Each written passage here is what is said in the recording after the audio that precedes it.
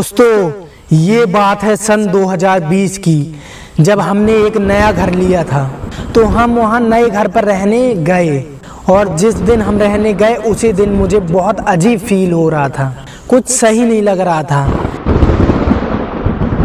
मुझे लग रहा था कुछ ना कुछ तो जरूर गड़बड़ है।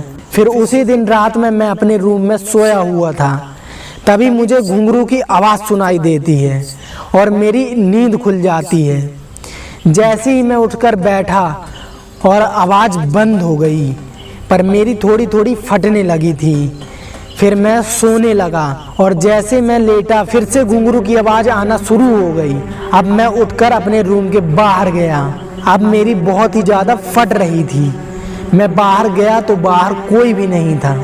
फिर मैं वापस से रूम के अंदर चला गया। अब मुझे बहुत ही ज़्यादा डर लग रहा था, इसीलिए मैं लेट ही नहीं रहा था, वरना मुझे फिर से वो पायल के घुंघरू की आवाज़ सुनाई देती। तो मैं बैठा हुआ था, तभी मुझे कोई खिड़की से गुजरता हुआ दिखाई देता है।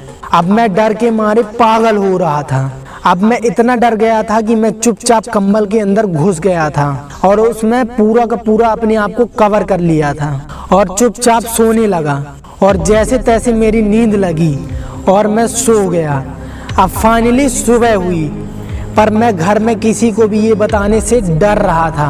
मैं सोच रहा था कि वो लोग यकीन करेंगे या नहीं करेंगे, या फिर मेरा मजाक उड़ाएंगे।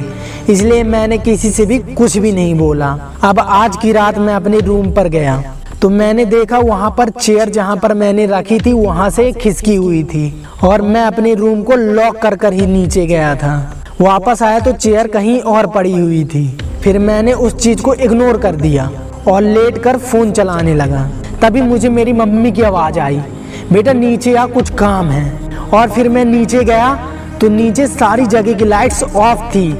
सारी जगह अंधेरा ही अंधेरा था और कोई भी जाग नहीं रहा था, सब सो गए थे। फिर मैंने सोचा ये मेरा वहम होगा, तो मैं वापस रूम में चला गया और जाकर सोने लगा। कुछ देर बाद फिर घुंघरू की आवाज़ें मुझे सुनाई दे रही थी और फिर मैं उठ गया।